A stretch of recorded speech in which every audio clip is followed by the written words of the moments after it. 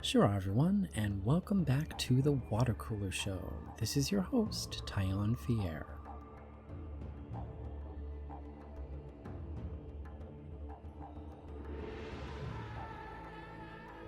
In today's episode, we sit down with the age writer Calum Traveler, the author of Eder Naybree.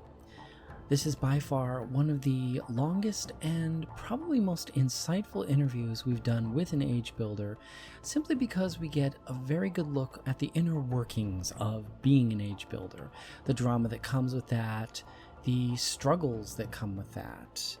And it answers a lot of questions that those of us who are not age builders may have about just the process, adding content from other C.C.N games such as Myst 5, and talking about a lot of the updates we've had to the cavern.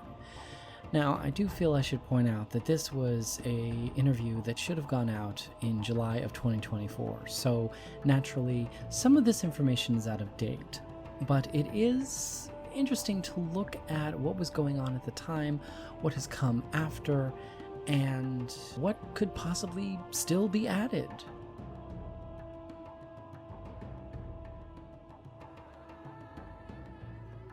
All that being said, I hope you enjoy this interview with Calum Traveler. Take it away, Cal.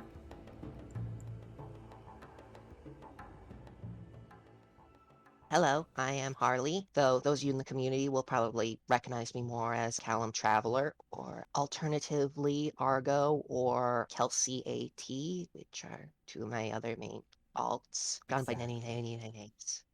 So, I'll start with the question that I, again, usually ask everybody. What got you into the Myst franchise? This is going to sound very strange, but I honestly don't remember. It was well into my very, very, very early years. My most formative Myst memory that I can recall off the straight top of my head is I'm in Target, I'm in a shopping cart with my mom. She's dragging me through, past the electronics section, and I see Riven's box art in a shelf, and I'm like, Mom, we have to get this. We have to get this. It's Riven. It's the sequel to Myst.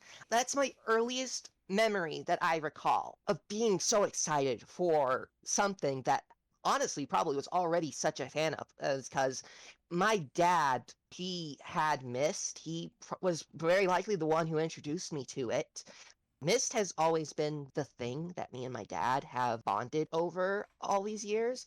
After we got it, I remember we didn't have a computer that could run it, so we went to my uncle's house. He had a computer down in his basement that we could run, and imagine just the dark, dim basement, only the light from the computer screen flaring outward, showing Riven's starting screen, and just me sitting on my dad's lap as we start the game up. Eventually, we got our own computer that could run Riven, and we finished the game at home.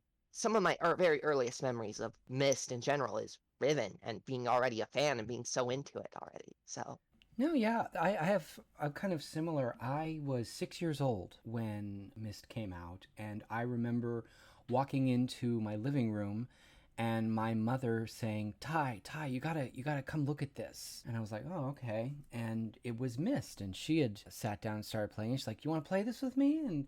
And of and course. I believe I got Riven for a birthday gift when it came out, and we played through that one. And ironically, we had a home computer that could play it. Our problem was that the fifth disc did not want to work. And Oh, we got all the way to Catherine, and it froze. It would just continually freeze. So my dad, being the technical computer savvy guy that he is, because he worked in IT for 50 plus years, said, here, just give it to me. And he took it to work, made a copy of the disk or the data files, and brought it home and said, here, try it now. It worked perfectly. We were able to finish the game. So, I love that. My dad would bring down these form threads he'd print at work. I remember during the Uru days, he would browse the internet and take video files, and he'd moved on to putting things onto CDs and flash. No, yeah, CDs. We didn't have flash drives yet at that point, technological wise. So he was copying stuff onto CDs at work from the internet and bringing it home, and I would just spend hours going over the stuff he'd perused.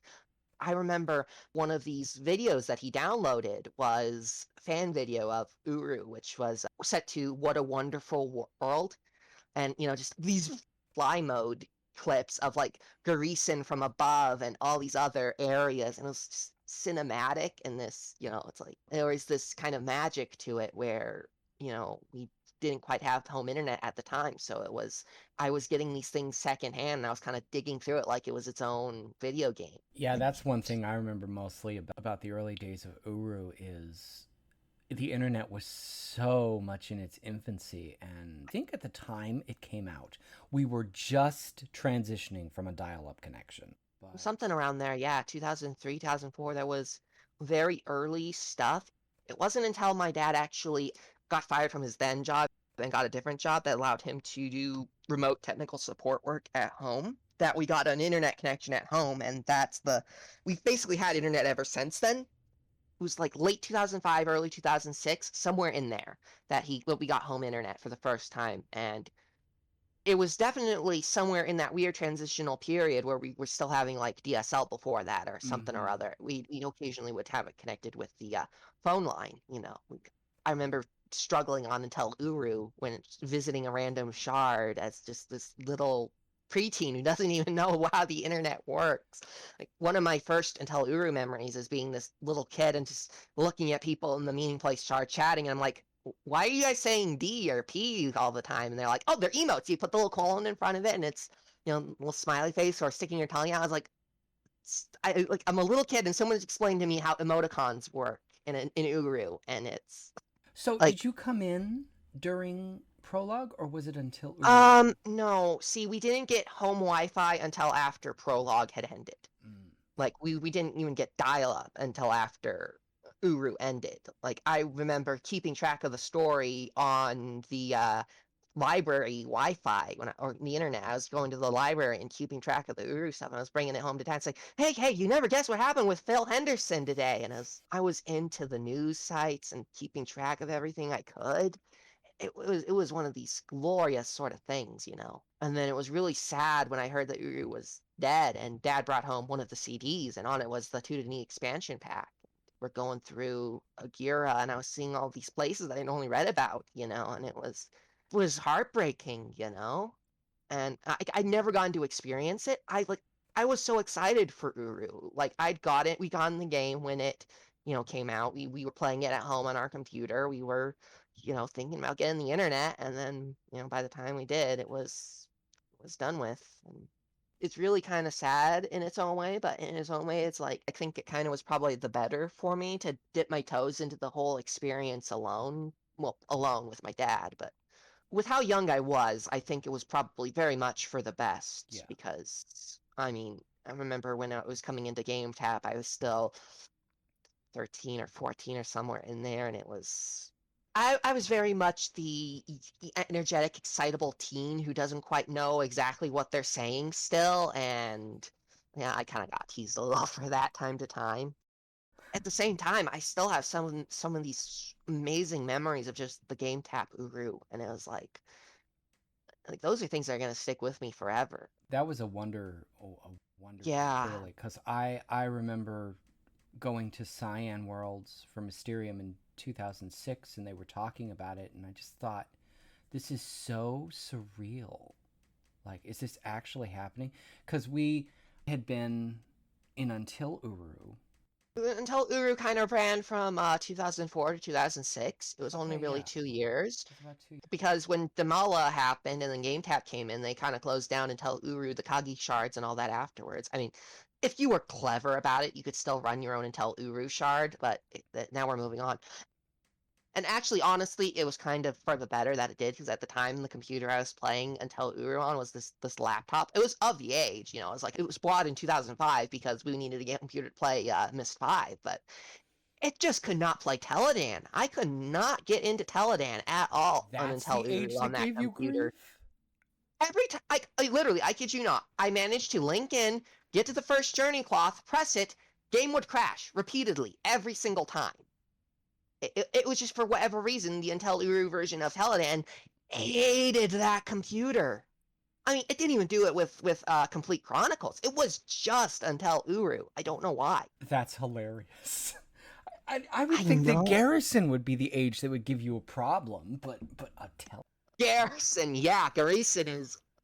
Let me tell you, when I was first playing Uru, it was on this Windows 2000 Millennium Edition computer. It was a computer we got for Riven. This computer had a super chunky graphics card. Uru was badly layered with graphics. Let me just put it this way. You've never played Uru unless you've played it on a broken graphics card that renders half of Eder pitch black and does not even render the little path of the shell hint clues as anything but black rectangles. Like, I kid you not, we did no idea what the black rectangles were for. Dad just ran through the Watcher's Word books, and he figured out the final puzzle through that alone. He just read through the books and figured out what the hints were through that. Nice. It was a broken experience. Like, I didn't even know Uru had the Atris opening until after we had Myst 4, and we tried playing it, and the game just flat out didn't work. And Dad had to go through and figure out what was going on. He had to upgrade the graphics card on the computer, and he was using Uru as the test bed for that. And when he got it working, and we run Uru, and there's the Cyan intro. I'd never seen the Cyan intro on Uru before, and then everything just looks so different. It's just on that old computer though. Agira and Garrison always took the longest time to load because they were the biggest ages. I mean, now working in the Uru dev stuff, I have Garrison imported into Blender, and I just look and I'm like, I don't know if you've ever taken a look at it, but Cyan literally, to do the Garrison rotating illusion, they have 2 copies of the Garrison exterior environment. Oh yeah. One of them is static that the buildings rotate in. That's the outside layer. That is technically above everything else. And then when you're in the buildings and you can see the world rotating outside, like from the rooftop, the building is static. Everything in the building is static. It's the outside world that is rotating. So they have 2 copies of the outside world in Greece in it, just so they can perform the rotation illusion the way that they do it. I have put it this way, very politely. This is how I put it very politely to anybody who ever asks me. It is a gosh darn miracle that Uru even works. Like, Yeah. I've read the stories from the devs. I've taken a look at how the game is built. I've looked at how Cyan exported things. Like, I kid you not, one of the most recent issues that we've run into just from extant Cyan content without us, having any changes to that specific content to begin with is the flat plane convex hull issue. Plasma as an engine does not like flat planes to be exported as convex hulls, because flat planes are a 3D object that is 4 vertexes. A convex hull is an object that has volume to it. It's not a flat plane. It is literally like, if you have a cube, a convex hull is 8 vertexes at least. It has to have volume to it. So to have a flat plane that is convex hull, that's a no-go for the plasma engine. For whatever reason, there have been at least 2, to my knowledge, 2 of these flat planes of convex hulls that Cyan has put into the game that somehow Plasma Engine was ignoring up until recently. A couple updates back, you may remember when we updated the clock in the neighborhoods. After that update, we were having people spontaneously crash, and we couldn't figure out why. Why is the game crashing when people are linking to the hood? And why is it happening more often when you're running full screen than not full screen? Well, eventually we narrowed it down to one thing. A stupid little laptop that nobody even sees normally, but the Plasma Engine knows is there in case it's turned on, that has this little bouncing DRC logo screensaver on it. I remember that. And that stupid little laptop screensaver is its own little flat plane that is, for whatever goddamn reason, set as a convex hull. And Plasma Engine, after we set the clock to working right finally, decided, okay, now I'm going to complain about this frickin' little flat plane, and I'm going to crash. Welcome to game development. Yeah, it's the most confounding issue entirely. And then, when we're doing testing on the Mikado shards, at one point when we added in the Catherine shirt, we added in Catherine's shoes and her pants to the to Mist because the pants are now part of the jacket, so they're part of a set. But we had to add in the shoes as a separate item because the way that Uru's coding handling right now works is when you add a set item, it really didn't want to make the shoes add to the closet as their own thing. Like you could pick the set and you get all the items, but the shoes would not apply to the set of the shirt and the jackets whenever you equipped it afterwards. You could collect the shoes and then never get them yet. So we had to add the shoes as their own separate thing. And so after we did that, suddenly Mist Island is crashing every time we're linking to it. And I'm running through Mula and the staging shard and the Mankatas, trying to figure out, is this an extant issue? What's going on here? Eventually I'm just realizing, wait a minute, this feels familiar. Can somebody please look and see if there are any flat planes that are erroneously labeled as a convex hull? Guess what item it was? It was the Denid egg. Deviled egg recipe, Easter egg recipe. You've got to be kidding me.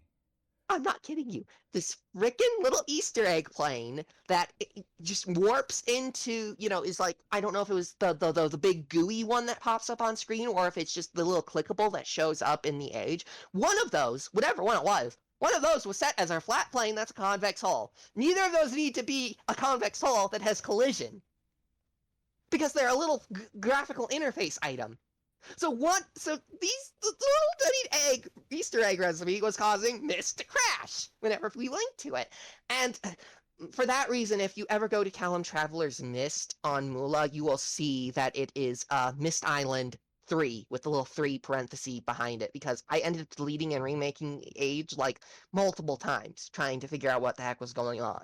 And it wasn't even happening on Mula. It was just happening on the test chart. So I was just trying to rule out that it was happening live to choose to test that.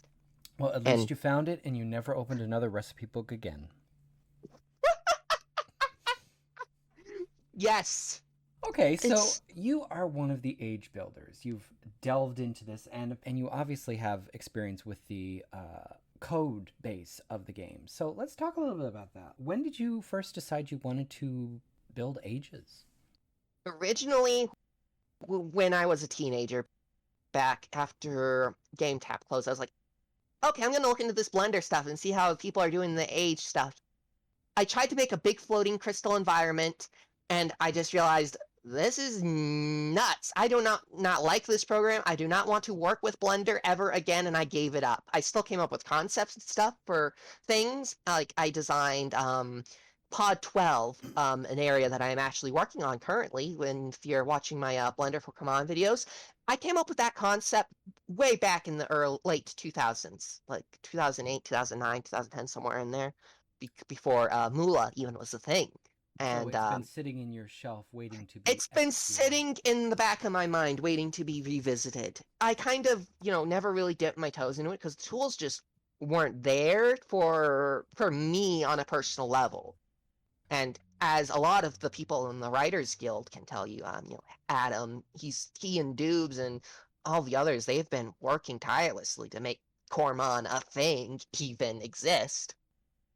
For the longest time, it was just PYPRP, and I just could not handle all of the intense coding stuff because it's beyond me. The actual coding of stuff is just, I do not get it. I do not understand it. It is a foreign language to me that I've tried learning and I cannot.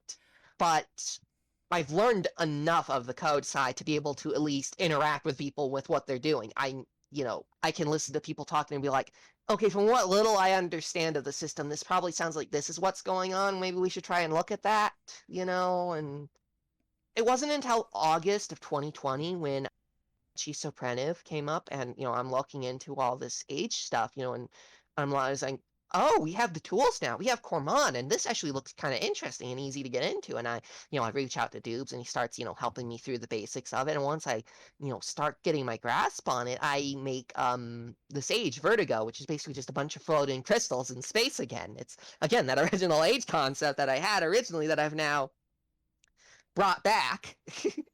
That one is planned to be released at some point. I'm not wasting my first beginner Age because I want folks to actually see what a beginner's attempt looks like. And I figure what better way to do that than make it a intentionally surrealistic neon ice cream headache of an Age. That's just kind of... I mean, that's going to be the subtitle. Neon ice cream headache. I like it. Oh, well, there are going to be Homestuck fans who recognize that remark.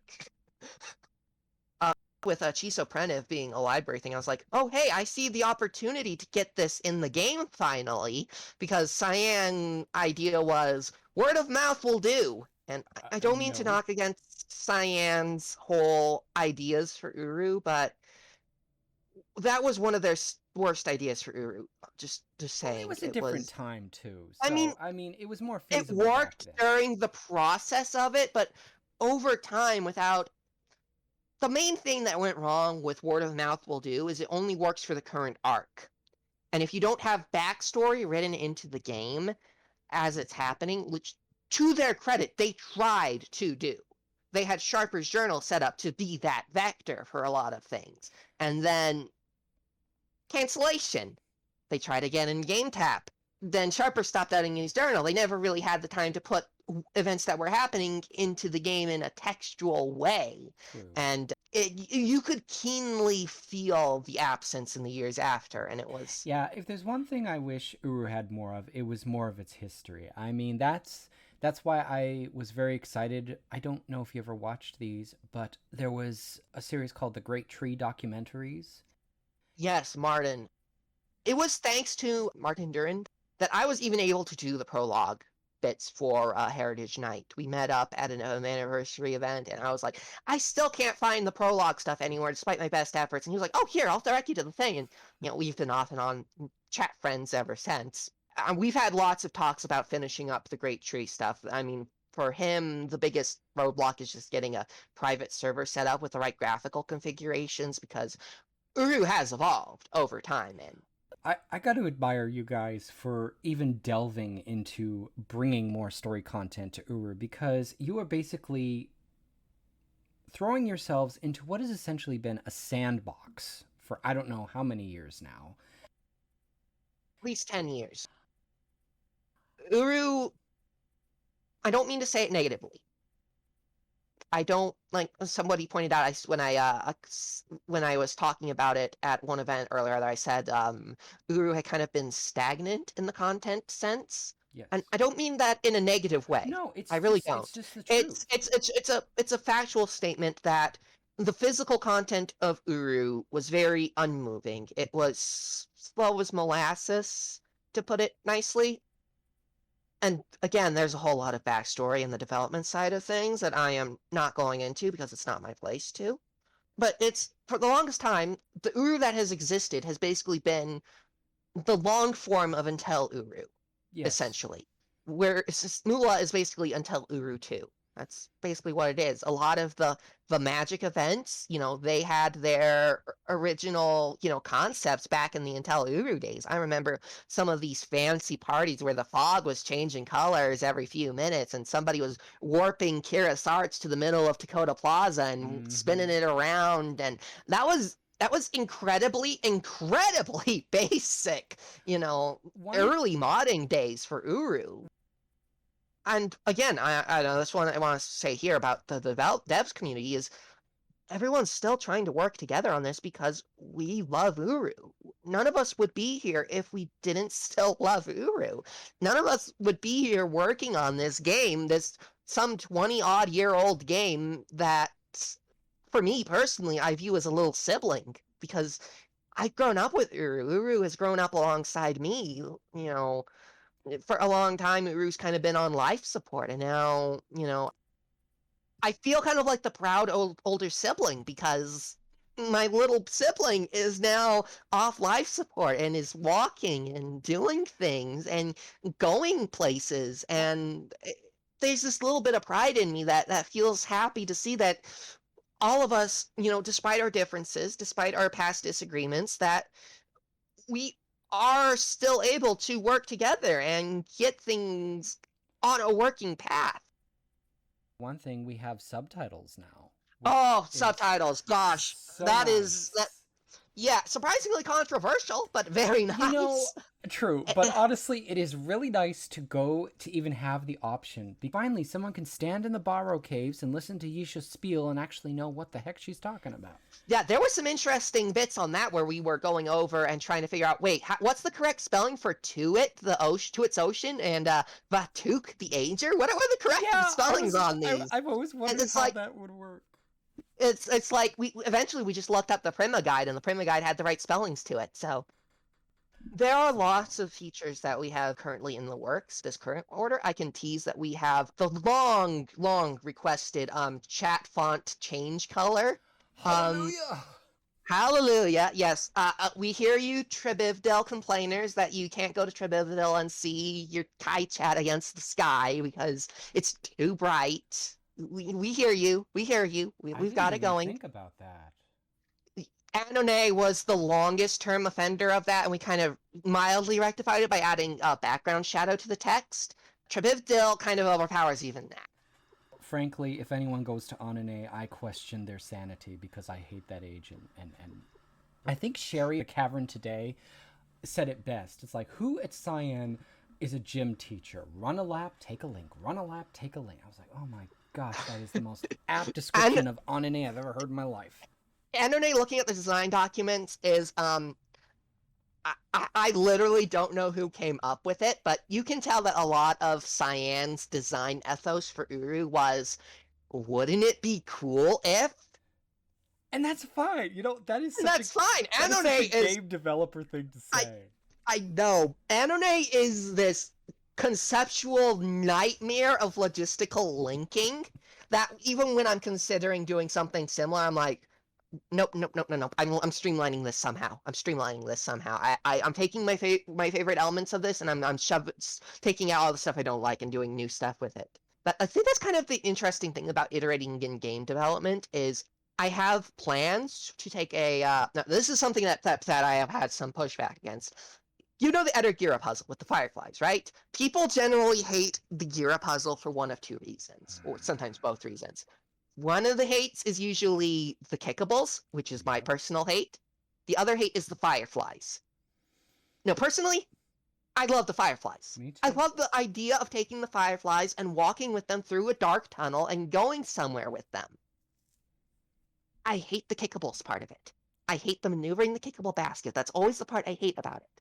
So when I'm designing a puzzle that is aesthetically, functionally, it's the same puzzle, just expanded. You get fireflies, you walk around with them in the dark. I'm stripping out the kickables part of it. I'm keeping the rest of it, but I'm stripping out the kickables part because I do not like kickables. Yeah, I would, for anyone listening, I would personally recommend that after the latest update that we've done, which added in the new intro choice, if you've not run a new Avi through the game lately, do a new run with a new Avi. At the very least, just to experience the subtitles. Yeah. Yeah, when I do my run-throughs, I always save Eder Gira for last because of that.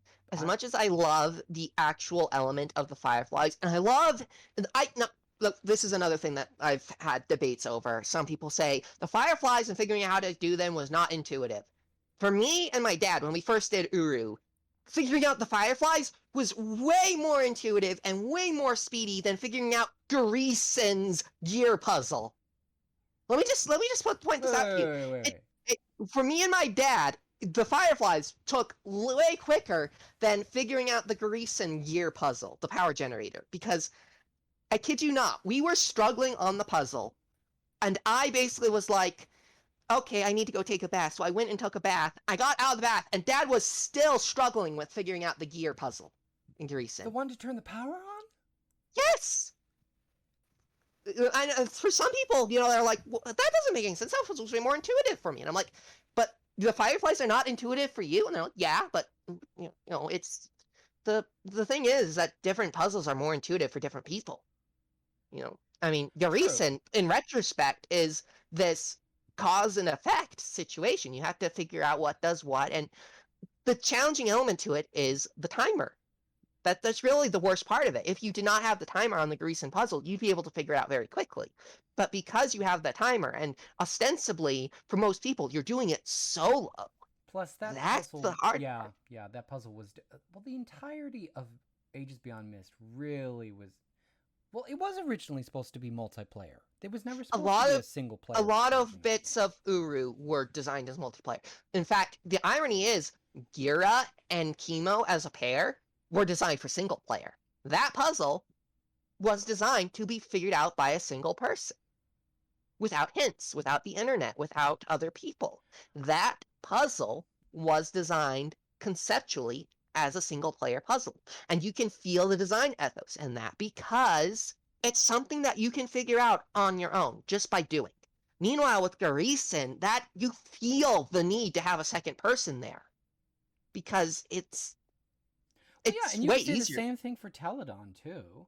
Oh I yeah, there mean, are so many areas in Teledan that you can just tell were originally designed to be multiplayer to begin with. That you would when you have. add a timer to a thing, when you have to kick rocks onto a thing. Generally, if there's a kickables puzzle in Uru, it was a way to get around a multiplayer Let's limitation. not talk about the fact that we're kicking around borrow bones, please. That Well, disturbs they're me. not really borrow bones. Oh, I yes, mean, they are. they're slave bones, yes, but those bones do not anatomically match a borrow. Neither do the ones in Garrison. The bones just do not match. They're too long for the borrow limbs. The Well, rib you cages are don't not the know. right There size. are of various different sizes. There could have been I mean, one.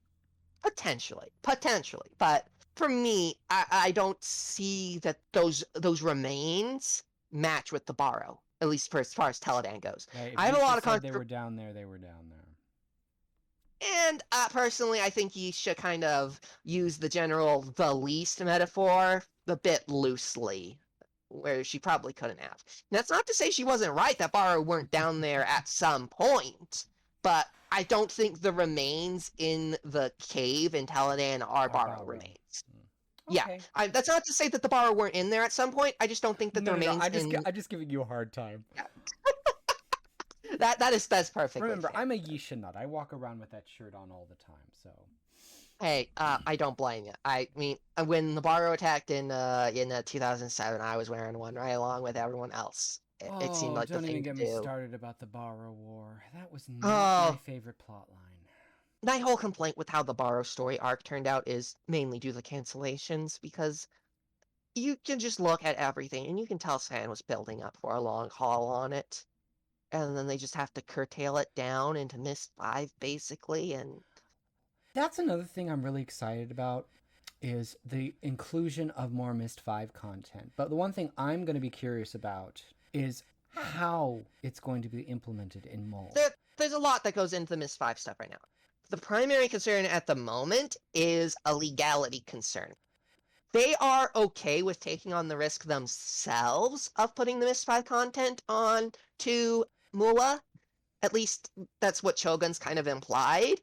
If we want to make sure that Ubisoft can't decide to go and slap a hammer down on any other shards that would hold those content, which was a legal issue we've had to deal with in years past. There was this one shard that somebody came up with that was very blatantly kind of daring Ubisoft to strike him down, and C.C.N kind of had to take action on that before Ubisoft did. Otherwise, things could have been bad.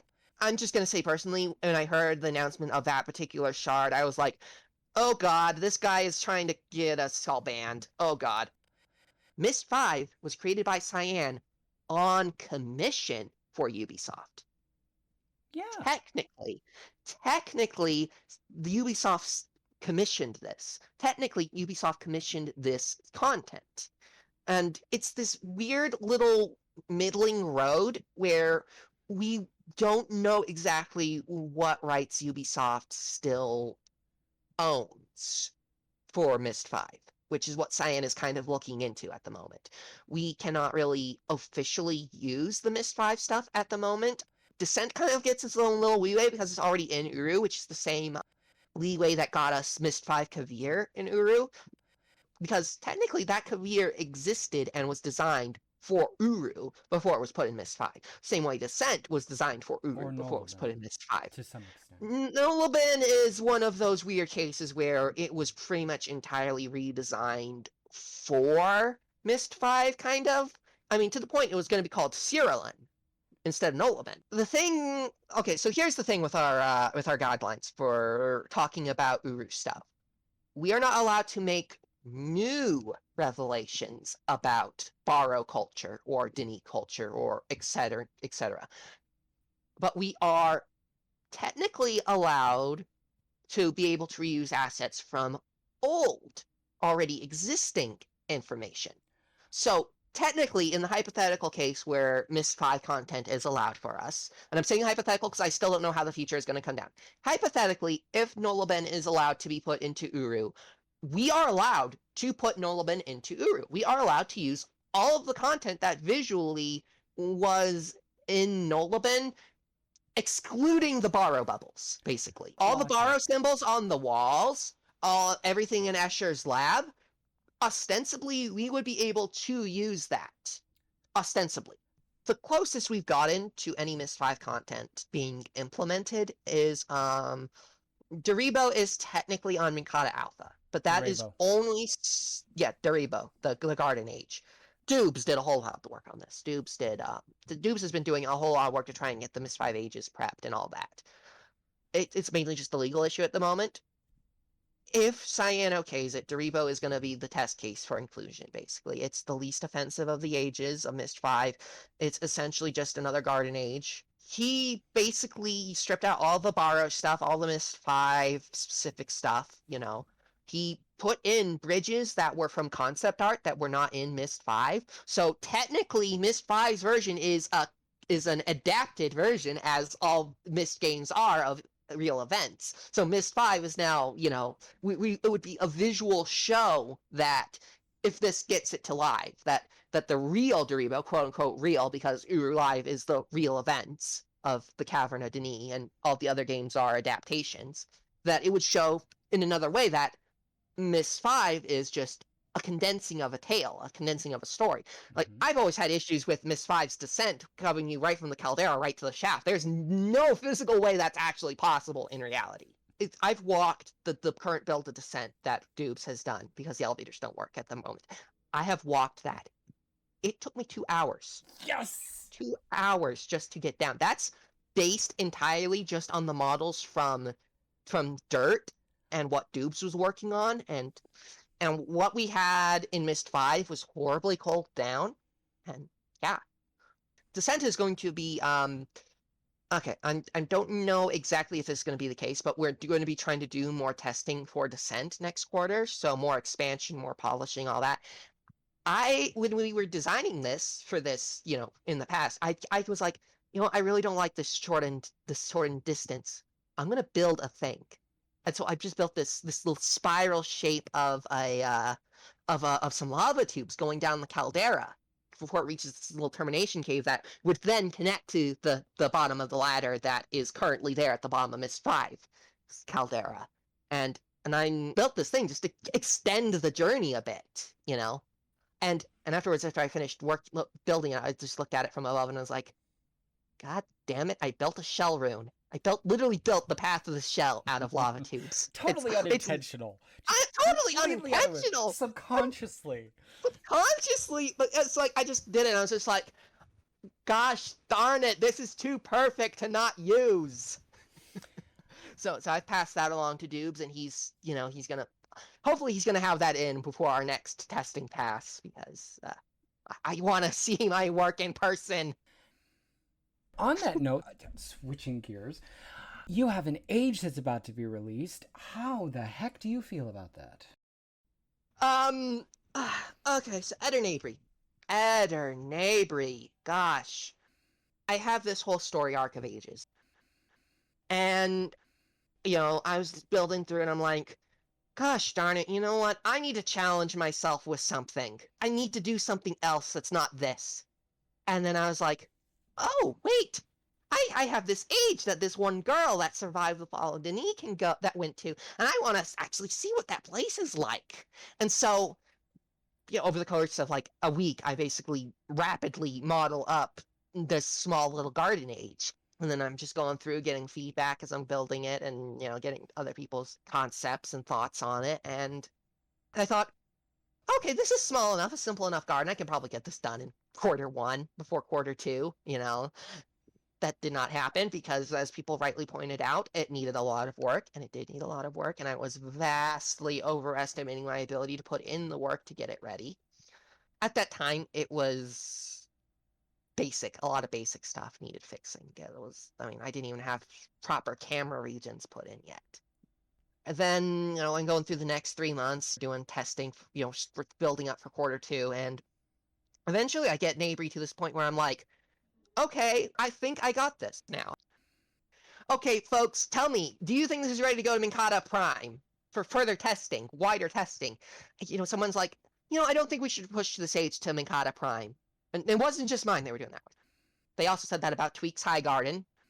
They said that about the other age that's on Alpha that everyone agreed needed to be quarter 3, including the artist. Yeah, I think we need to delay this another quarter. Let's just say that my brain reacted to being told I needed to delay this thing another 3 months, like any cat would if you told it that it needed to wait to eat for another 3 months. I mean, it felt like I had cat claws digging into my brain every time the thought of delaying it came up. I basically was like, okay, people, I know I'm being irrational about this, but I literally have a brain that feels like cat claws are digging in this. Please bear with me as I try to get this as ready as possible to go to Minkata Prime. Please. And yeah, anxiety is a bitch. Feel free to censor that with whatever sound effect feels appropriate. Basically, by the time I got it ready, I was like, okay, I think I've got this ready to be pushed live. Or at least pushed to Prime, Minkata Prime. And I was like, whatever minor changes afterwards are going to be very minor, very simple things, and I'm trying my best to stick to that, although when somebody was like, okay, you kind of need to put a Chiso book here in this hard-to-reach area that you can't get back from, because otherwise people might get stuck, and I'm like, okay, you're right, that was an oversight on my part. And then my brain was like, oh, hey, I made this new shelf, why don't I put a journal on here? And I'm like, no, I gotta resist that. But I put it on there, and then people were kind of like, not another journal, because I write long, I write big, and I was like, yeah, you know what, I'm going to say that for next quarter. So when you get to Eder Naybree and you see a Chiso book on the Little Rock shelf somewhere, keep your eyes peeled in quarter 3 sometime for another journal to pop up there, I guess. Well, you can never have enough. Trust me, Calum Traveler has so many journals. Like, just between all the ages and Chisopreniv, there is the Chisopreniv journal that Cal has written. There is the Vertigo Age journal. There is the Pod 12 Age journal. There is the C.C.N. Cathedral journal. And now with Naybree, there will potentially be a 5th journal. And that's not even getting into counting Kelsey's journals and everything she's written and all the other side material I've written about the C.C.N. stuff, the Reishu Age, and oh my god, I'm going to be brutally honest, there was a small part of me that was hoping that the community would hear the news giant megafauna beasts native to an age and go, let's not go there! Let's not! But it was an overwhelming majority, apparently, that people wanted open delegations and negotiations with the people of this inhabited age. And I'm like, okay, so we're going with the hard version of this long burn story. The hard version. It's going to be hard. It's going to be very, very hard. It's going to be super, super hard to do this because, oh my word, I have no idea how I'm going to pull this off. I really don't. We do not have the ability to make the NPCs at the moment. Like Yisha or Zandy. We can't. We don't really. That's one thing, just kind of in a wider spectrum that I've been curious about. We are finally at the stage now where we can implement ages. But when it comes to like avatar stuff, that's all in 3ds Max, and you can't exactly, at least that's what I recall. No, let me put it this. I'll explain it, but let me put it this way. If Blender is a wild beast that you can tame, 3ds Max is just an unstoppable force of nature. Yes, we have it up to date with the current version. We have all science tools that they gave us. We have it up to date with all that.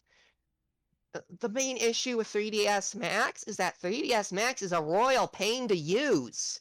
Not to mention the price involved in it, and let me just put it this way. The few people who do have 3ds Max, just on the clothing front, there's a major, major reason that we do not have that many new clothing meshes in the game, as it is.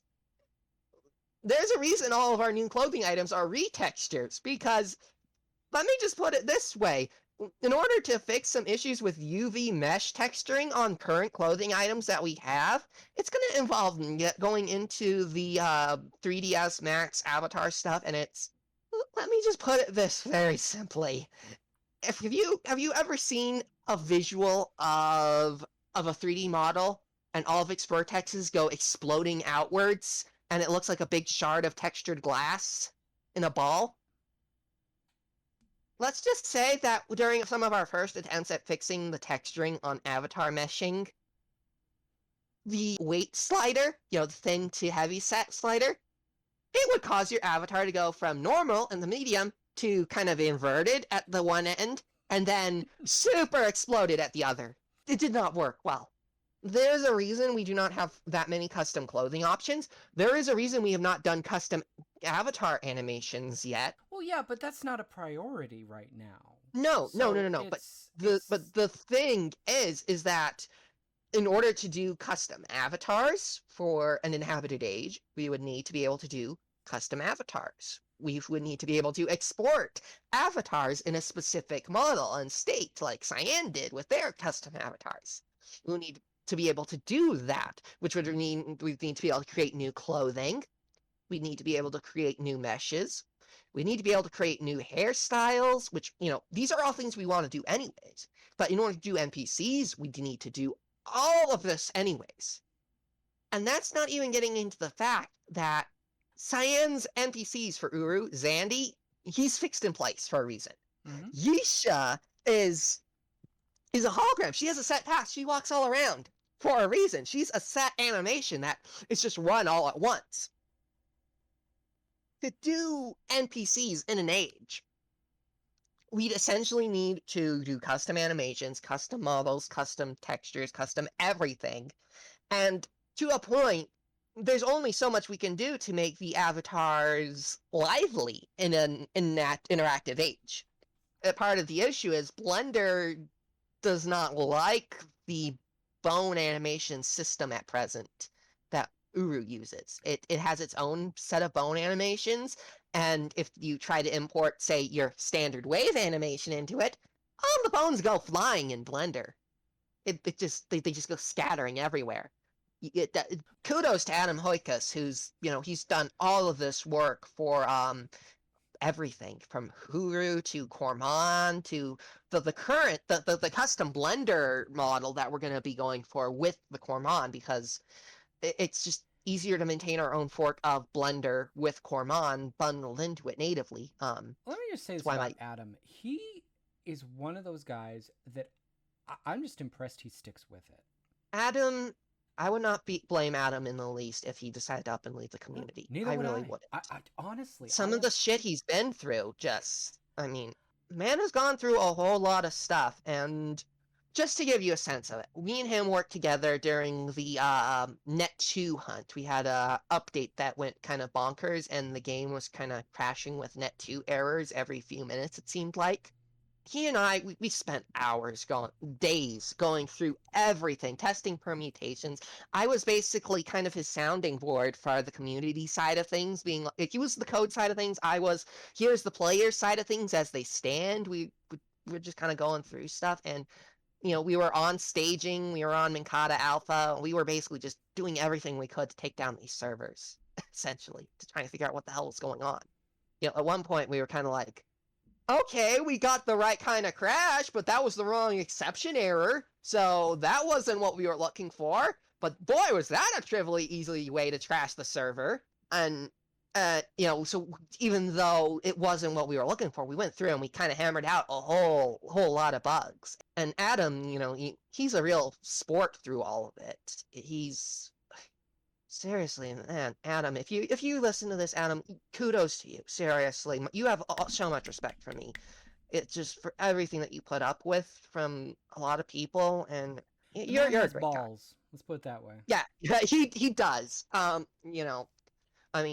We all have our quirks that kind of make us feel a little weird to other people, and that's human nature. We just gotta understand other people, how they are, and understand what's going on. I think he and I kind of understand each other in some respects. Mm-hmm. I won't say I understand him 100%. I can't know any person 100%. But, I do consider him a good friend of mine, you know. And I think, and I don't want to, speak for him, I think the reason I'm able to, make friends with these different sides of people who historically have kind of been battering against each other is because I am kind of, despite as long as I've been in the community, I'm new to this. I am the guy, the gal, the person who is just entering this scene and trying to do things out of the love of the game, and I'm able to kind of reach both sides of it and see where everybody's coming from. And I don't quite have all of this baggage weighing me down and coloring my perceptions of things. And not to throw shade on anyone. No, But no, no, no. everyone has their own You're just traumas. you're And fresher cooked I'm pellet. Wait, what? yeah. Okay. Speaking of pellets, speaking of the lake stuff, boy, if there's nothing more disappointing than how often the lake light situation keeps giving us trouble. Oh, I Like, haven't even thought about the late I'm light. like, just to give you a sense of the scale of it, C.C.N started in the game tap stuff with Arcana saying this is going to be a long-term project, people. We need data to build models and all of this. We need you to dump pellets and all that, and et cetera, et cetera. It's, there's a whole story in there I've gone into in other corners that I won't repeat here, but things were said about super pellets, which do not exist. Super. And looking at how C.C.N intended to do the lake lighting, and how we have intended to do the lake lighting, C.C.N was not kidding about needing data for modeling the lake light stuff. The major holdback right now, the major holdback for the pellets and the lake line system, in order to have the pellets impact the actual lake light in a direct one-to-one manner, is we need to code a model that takes X amount of pellets in X amount of time, calculates it against the current values, and then applies it to an SDL change to change the brightness levels of the lake lighting. Essentially, we are in the same position C.C.N was in. We literally need the data that's coming in as people deposit pellets in order to build a model. And to figure out how to do the model, we need that data, and we're looking back at the data that's been given to us, But, the major holdback is making that automated for the game server side of things. My first question is do people even drop pellets anymore? Yes, we do. Shogun was very, very kind to come up with some web pages that literally take an output from the game server, and it calculates day to day how many people are still doing pellet runs, how many pellets points are dropped, and how many are uploaded to the lake. And let me just put it this way, Aurelius, if you're listening to this, my God, girl, you are a maniac when it comes to pellets. You are on the top of the leaderboard, both personally and with your own hood. And yeah, I still drop pellets regularly. You'll notice my hood, Uru Obsession hood. When the leaderboards was released, I was like, Uru Obsession was like way down there near at the very bottom. It was like bottom 3. Between me and a couple other people submitting points, we've managed to get it all the way up to 9 million points, almost up to 10 million. And just for record, the previous 9 million, Big Pond's hood was closer to the middle of the roster at that time. With this leaderboard going up, people have kind of gotten more into the pellets, and it's, I've seen the numbers get bumped down. The bottom number has gone from like 2 million at the bottom to now it's only 5 million at the bottom for the hoods. So people are definitely eager to get. People are doing it. People are doing it. People are enthusiastically doing it. Well, at the very least, it's a thing that people enjoy doing to pass the time. Well, that's good to know. Because I didn't know if anyone was actually dropping pellets anymore. Yeah. But one thing I'm curious about is like, in all of your guys' work on it, have you tested what the city would look like if it was brighter? Yes. Because my main... Here's the thing with Agira. Yeah. Even C.C.N was like, yeah, we're not going to rebake the lighting when we do this. So what C.S.N. told us, basically, Rawa and Chogun, they told us some stuff a while back. They basically said, yeah, we just Agira's baked lighting, the lighting that Agira's baked with, that's the lighting that we were going to go with final, no matter how the lake lighting worked out. So we have tested it. We have tested with a lot of stuff. The basic trick to making the lake light actually affect the environment isn't actually in the lighting or the background environment, which I will admit does affect things very much. The trick to making Agira brighter or darker is in the fog. So you remember the Intel Uru days when you went to Agira and they had the parties and they Yes. changed the fog to bright pink and suddenly everything's brighter? It's the same principle, except, you're working from at its darkest, a pitch black value for fog, which makes things a lot darker, to a bright orange value at its brightest, which makes things brighter. And So then somewhere in the middle of there is the current light values, which is kind of midday, dusky twilight. So this is Emor's work. Emor Dunny Lap, I think is his full title. I just know him as Emor most of the time. He worked on this visual background that shifts, he has the different backgrounds that he did. He basically redid all the UV texturing. He's got all that. We have the visuals for the lake lighting in place. We have all of that ready to go. We just need to finish the modeling for it, and that's something Hazuto is working on. And Hazuto, oh my god, that man is a miracle worker. Between him, and Zaroth, I mean, they basically single-handedly pulled the wall over the finished line, the Grecian wall. That to finally incorporate. I know. Logging in there and actually doing the wall, I Yeah. was like, is this really happening? Because we have We been were playing with the idea of I had that reaction when I finally got into it during testing for the first time. I was like, it has been so many years since I've last climbed on this thing. The last time I climbed on the wall was in Intel Uru, very early on. Exactly. And it just, to actually be on the wall. C.S.N. started it, they stopped. They started again. They got it closer. They, they had to do a whole lot of reworking because they changed code and engine stuff. They stopped. And then the open cave people did so much more work to get it closer to the finish line than anyone else had up to that point. I mean, they got it to a point where they were happy with it and they were running it and working it, and then Dubes had provided lines for the narration then. Oh, that's my favorite part. I just get such Yeah. a kick out of when Dubes' voice comes over the intercom. I was like, oh. I know he did a great job on that. We're planning more lines in the future, some happier lines, because some people were kind of like, it's a little derisive at the moment. I heard about that, Yeah. but I disagree Yeah. completely. I think it's fine the way It depends on if you're playing it solo versus another player. If you're playing another player, you're like, ha ha, sucks to be you. But if it's on your own, it's kind of like, yeah, it does kind of suck a bit. But yeah, so the Open Cave people did a whole lot of work on that, and Open Cave unfortunately has gone into non-moderation mode from the server admins. I mean, the server runs, but it's woefully fallen behind the times, and it's sad.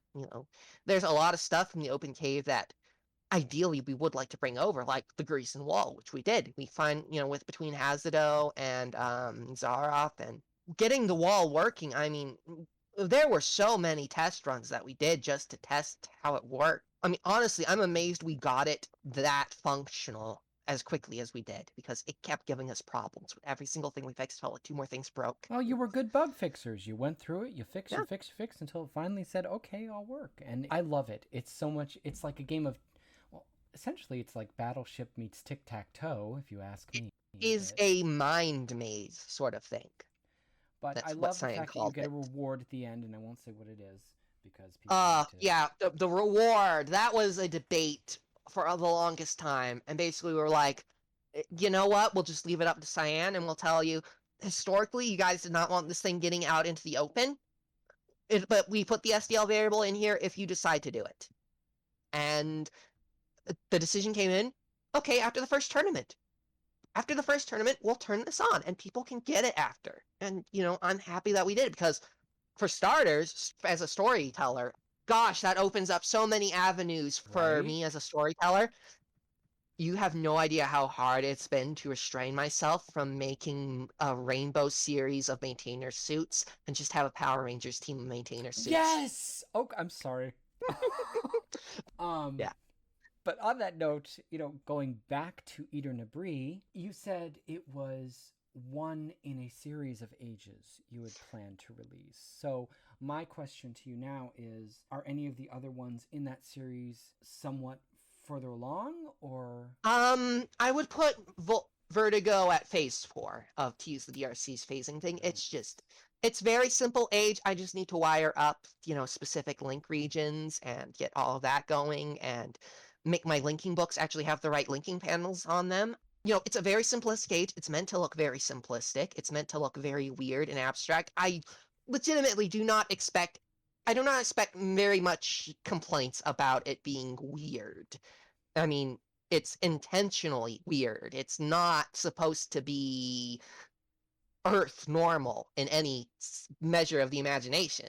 The Cathedral Island, and that's in Denis. I would put that at phase 4 too. It's just maybe closer to phase 3. I still need to put in camera regions, and I need to do viz regioning, and I need to actually put in the cavern lake that actually ripples and reflects and all of that.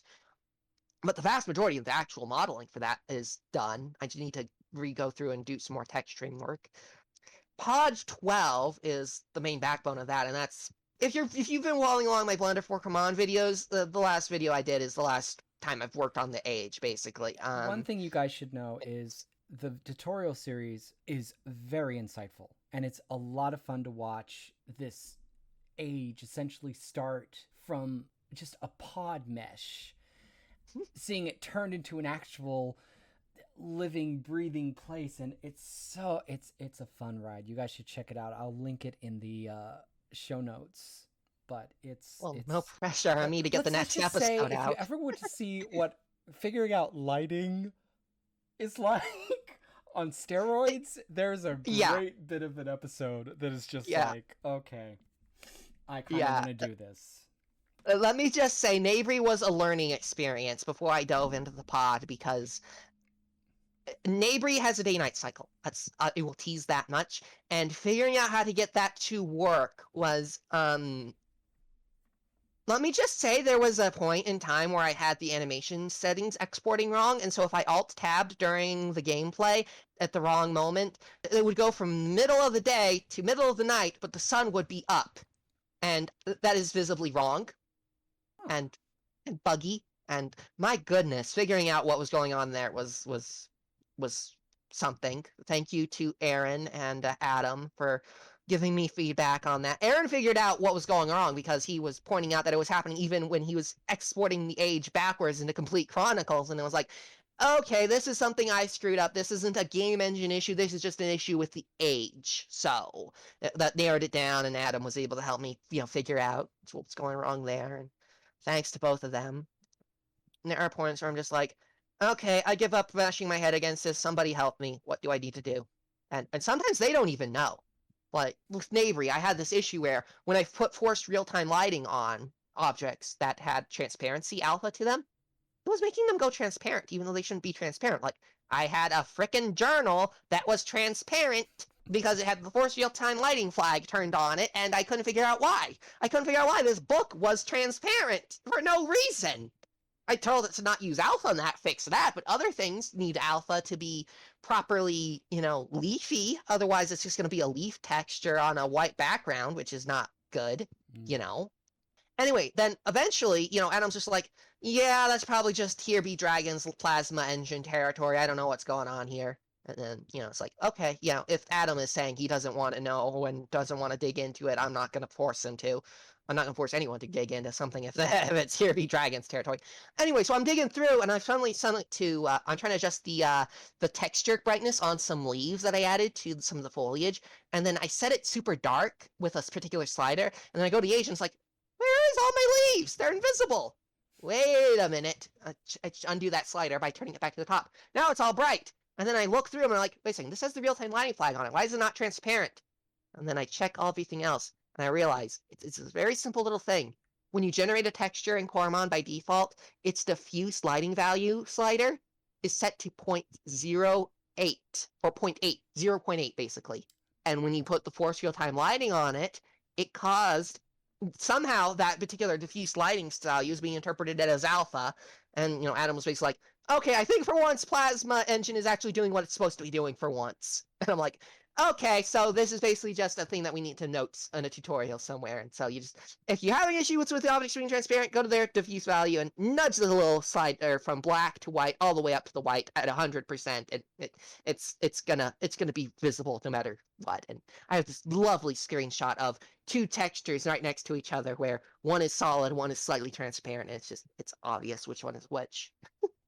It is a learning experience and a half. I'm not kidding when I say that Blender is a wild animal you have to kind of tame to figure out what it's doing. And you have to use an older version to build ages. Correct? Yes. See, here's the thing. Blender, when they went from 2.79 to 2.8, they frickin' stripped out their material texturing, which, the cornerstone of Blender, the way it worked from the start to 2.79, the closest match we have to Uru's Plasma Engine's way of layering textures on objects, and they frickin' call it, remove it, change it, undo it, and they leave no measure for backwards compatibility even. So we're never going to be able to use Blender 2.8 or higher for any kind of Uru building, which is exactly why the Blender model that we're doing is going to be bundled with Corman, Blender and Corman together, Blender for Corman, one entire thing. That's why I named my tutorial series what I named it, even though it hadn't been released at that point. We still knew it was going to be a thing. So basically what we're going forward with is a fork off of 2.79 of Blender for Uru, and we're basically just going to mod it as we need to and change things and adjust things, and it's essentially just going to be able to become our own specific Uru development tool, basically. That makes sense. Kudos to Adam for, doing all the hard work on all of this. Adam's the coding superstar, definitely. I mean, that's not to say there aren't other superstars in the dev group, with the coding and everything. Diverse... But I mean, I think single-handedly Adam has managed to do a whole lot of stuff that without him putting in that time and energy and motivation, I don't think we would be as far as we are with a lot of work. I mean, I don't think the Corman development would probably be as far along as it is without him, yeah. I had one final question. It's going forward, where would you like to see Uru in the coming days? Short term, I think I will be just happy to see Eder Naybree get it put in and people enjoying it. In the long term, there's a lot that I want to see get put into the game. I want to see the Huru client merged over. There's a lot of work that we're considering for the user interface overhauls. This quarter you're going to see some more of it. You've already seen some bits of it with the cleft choice intro. There's a new community video that Morris and I have been working on. Morris is doing the audio editing for it, and I'm going to do the video editing it. It's going to replace the Yisha Alone Are Together intro, although that one will still be available. We're hoping to have a videos section in the user options section eventually. Long term, there's just so much I want to see happen with Uru, and I just want to... like I was saying, I see Uru as my little sibling at this point.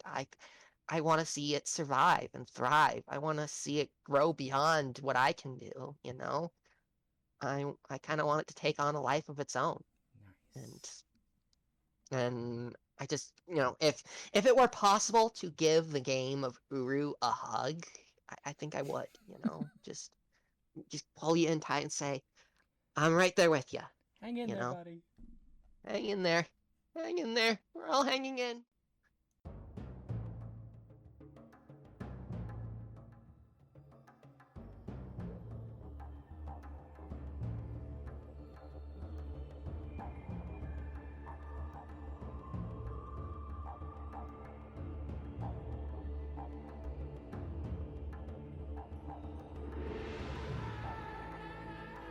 And that brings us to the end of this episode of the WaterCooler Show.